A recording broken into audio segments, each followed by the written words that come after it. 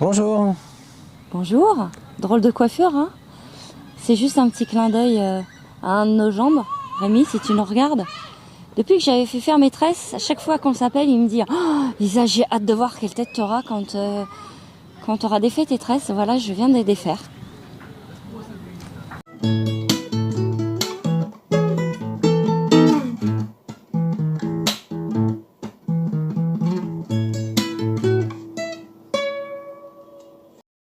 On reprend donc, c'est la fin des llanos, c'est la fin des plaines. On sort de cet endroit très particulier, cet endroit très bas en altitude du pays, la Colombie, et on va maintenant gagner la côte nord. C'est là qu'on doit faire notre shipping. Alors on a passé une dernière nuit à Yopal, un peu la capitale de Los Llanos, dans un hôtel très haut de gamme, où on n'a pas été très bien accueillis. On s'est trouvé un petit peu seul dans un immense ensemble qui était d'ailleurs assez beau, assez bien agencé autour d'une belle piscine. L'endroit est beau, les commentaires sont bons. Je pense qu'on est juste tombé un mauvais jour. Bon, c'est pas très grave. Alors par contre, on avait la compagnie d'un magnifique haras. C'est la première fois qu'on rencontre un haras rouge qui n'est pas apprivoisé, qui est comme il y a 2 vidéos en liberté, mais qui a élu domicile dans les palmiers de cet hôtel. Donc on l'a vu vraiment, donc c'est Rosita. C'est Rosita. Non, Rosa et son petit nom c'est Rosita. Ah ok.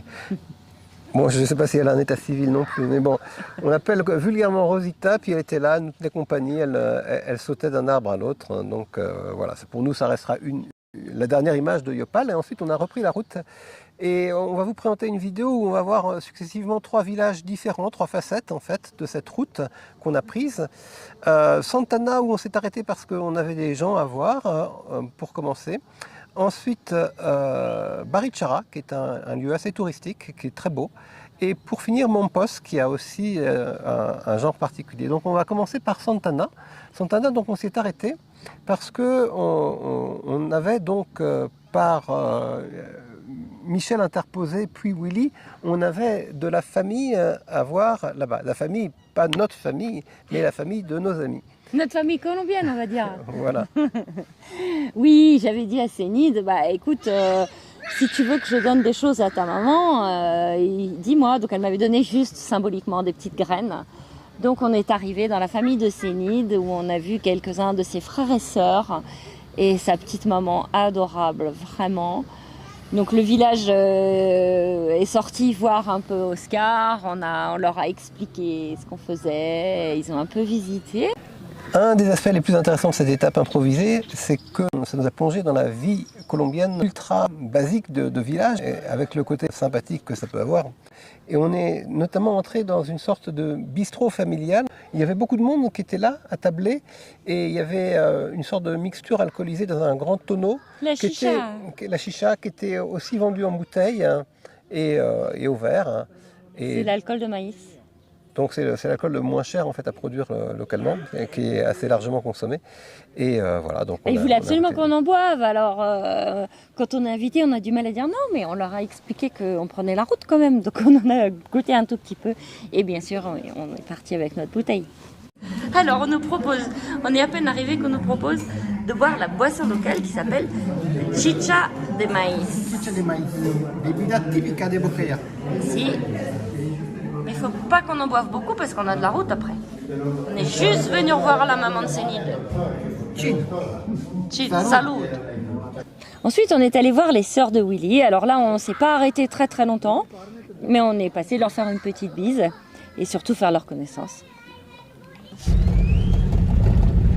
Quand on les a quittés, on a rencontré plein de filles qui étaient sur des chevaux, qui chantaient, c'était très joyeux.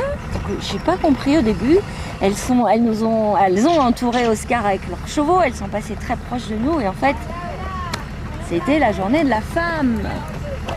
Alors l'émancipation féminine prend des formes variables et là c'était vraiment une sorte de reproduction de ce qu'est le gaucho au masculin, mais version féminine. Assez charmant d'ailleurs.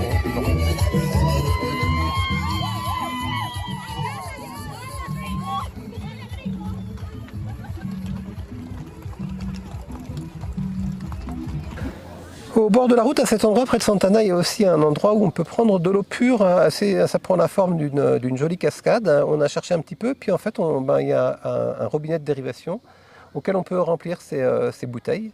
Donc il y a une dame qui nous a aidés. En fait, on n'a pas très bien compris parce qu'à cet endroit-là, on peut acheter des bouteilles de cette fameuse eau de source. Mais on peut aussi l'avoir gratuitement. Mais on peut l'avoir gratuitement, on peut remplir nos bouteilles. Bah nous, on a choisi la deuxième option.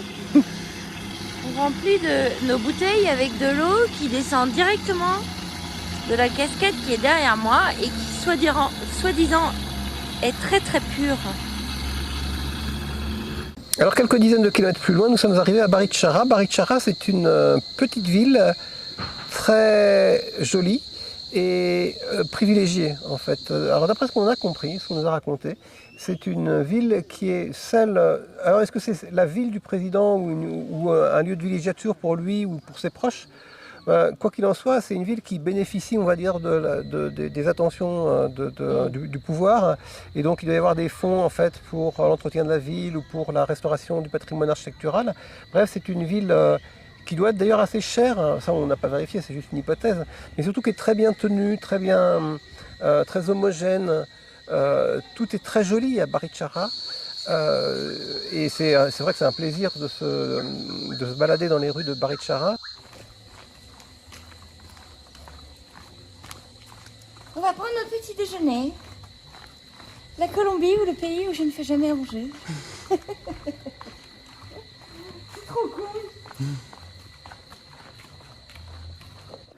Nous, on a découvert donc ces façades. Alors c'est un style colonial, hein, c'est des façades essentiellement blanches, sur un plan comme souvent très carré, des quadras qui sont bien dessinés. Alors c'est blanc, mais il y a quand même des couleurs aussi, notamment les volets les portes et les volets sont peints. Et c'est aussi une ville qui est très escarpée, donc les rues montent et descendent, ce qui rend la circulation assez difficile avec Oscar. Et une des choses qu'on a appréciées à Baritxarra, c'est quand on est arrivé tout simplement, on est allé à un point de camping qui était indiqué sur Everlander, qui était absolument magnifique, près d'une petite chapelle. Alors c'est pas l'église principale du village, c'est une petite église un peu plus haut, mais c'était incroyable parce que c'était harmonieux, c'était tout simple, mais il y avait des arbres, il y avait une petite chapelle, il y avait des maisons avoisinantes et un calme absolu. Donc c'était vraiment très beau et très, très relaxant d'être là. Et le lendemain matin, la police est passée. J'ai demandé si on pouvait laisser la voiture là le temps d'aller se promener en ville. Ils m'ont dit non, vous pouvez aller un peu plus loin. Donc là, on a changé de point à Everlander. Et on a découvert une autre facette de la ville parce que Baritxarra a aussi la particularité d'être une ville construite sur une arête rocheuse en surplomb d'une falaise. Donc on s'est retrouvé tout à fait au-dessus de cette falaise, ce qui invitait évidemment à faire voler le drone, on l'imagine bien. Au début, on a eu pas mal de nuages qui obstruaient un petit peu la vue. Un des miradors de Baritxarra, duquel on peut observer la magnifique vue plongeante.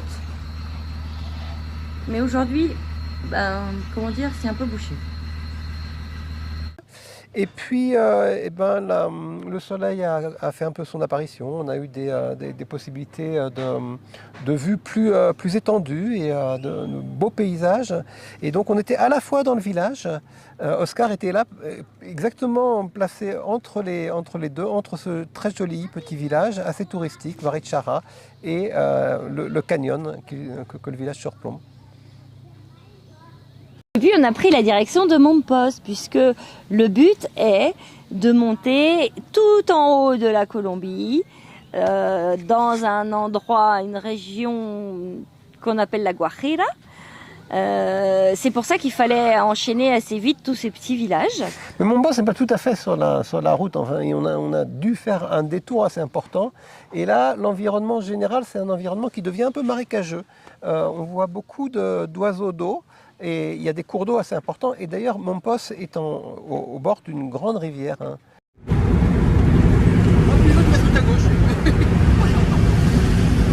C'est bizarre en Colombie parce que en fait, les mecs ils se mettent sur la voie de gauche.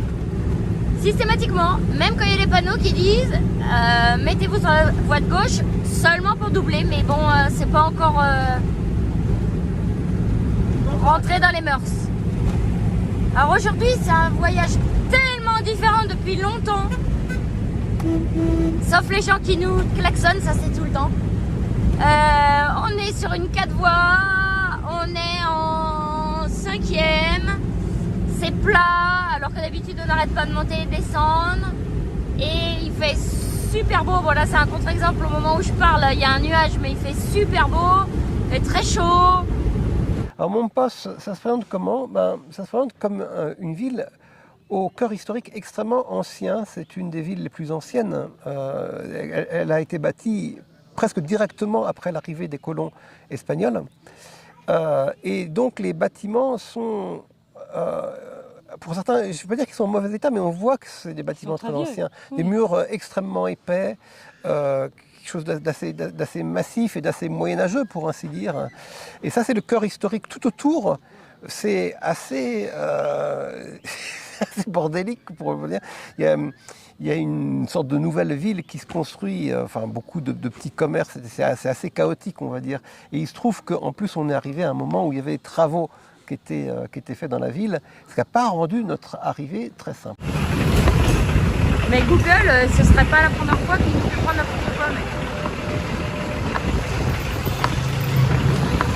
Ce qui est bien avec Google, en fait, c'est qu'il nous indique la route principale, généralement dans des toutes petites routes qui nous font voir la vie locale. C'est bien sympa. C'est pas la voie la plus rapide à mon avis, mais...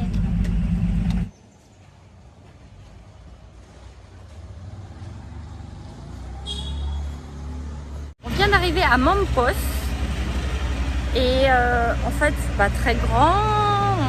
Ce qu'il y a à faire, c'est juste une petite rue ici et puis revenir près de la rivière, mais on n'a pas du tout de chance parce qu'il s'avère que la place entière est en travaux. Donc la rue intéressante, c'est celle-ci qui va jusque là, mais c'est fermé. Et on devait dormir, le point Overlander, c'est sur cette place, mais ça fait 1 heure qu'on est arrivé et qu'on fait le tour de la ville. C'est très très difficile de circuler parce que ce sont de gros travaux. Il n'y a aucune pancarte qui indique, c'est parce qu'il fait très chaud là, qui indique les travaux. Donc on arrive au niveau d'une rue et on est bloqué et il faut faire demi-tour avec Oscar. On a arraché 2 fois un fil électrique. Il y a cette grande rivière sur laquelle on n'a pas fait de sortie. Alors les tours opérateurs locaux proposent des sorties pour voir des oiseaux. On avait vu beaucoup ailleurs. On a dit que ça valait pas forcément la peine de le faire. On a préféré faire quelques plans de drone et on a attiré l'attention d'un petit groupe d'étudiantes en architecture qui nous ont demandé. Qui étaient toutes mignonnes. Elles n'ont pas osé au début. Ouais. Et puis quand même, il y en a une qui s'est lancée. Elles avaient besoin de plans de drone pour leur étude. Et on est ravis de les avoir aidées, d'autant plus qu'elles étaient accompagnées d'un professeur qui parlait magnifiquement français et qui m'a envoyé récemment un petit message de remerciement, on le salue.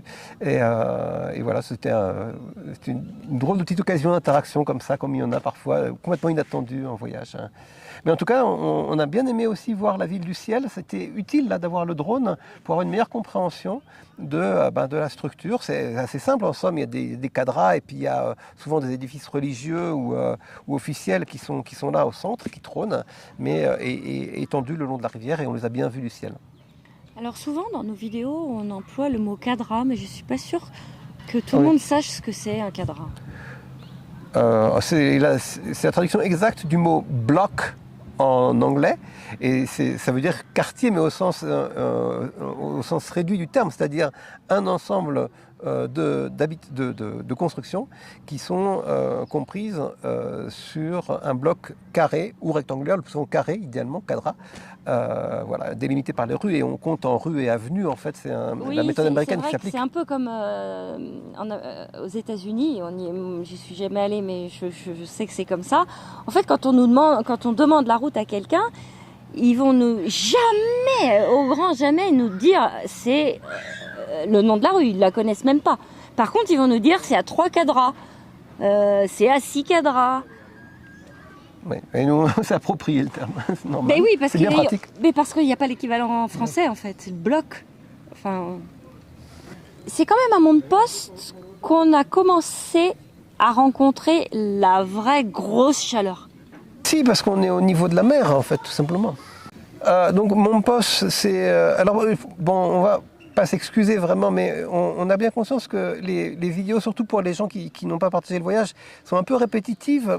Dans ce qu'elle présente plein de villages, en fait, depuis, ça fait 5 ou 6 vidéos, qu'on présente beaucoup de villages.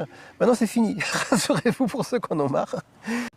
On va changer de genre à partir de la semaine prochaine. Donc, quittant Montposte, ce qui est le dernier village qu'on a présenté là, en fait, on entre dans une nouvelle étape du voyage qui va nous amener près de la côte, vers des lumières différentes, vers des populations différentes. Et donc, c'en est terminé de cette succession, cette longue succession de villages colombiens, mais qui méritait le détour quand même, parce que pour nous, ça restera l'image forte du pays, finalement, de la Colombie. C'est davantage les villages que la nature. Nous, on est, dans l'ensemble de notre voyage, on est plus attiré, surtout moi, par les spectacles purement naturels. Mais il faut bien reconnaître qu'en Colombie, ce qui a dominé, c'est en l'occurrence les spectacles architecturaux, c'est-à-dire et humains si on intègre la vie de village. Donc c'était un petit peu long, mais je pense que c'était nécessaire pour vous faire partager ce qu'on retiendra, nous, du pays. Non? Mais si. Je fais une synthèse. Bon, portez-vous bien et on vous dit à très bientôt. À la semaine prochaine, au revoir. Ciao.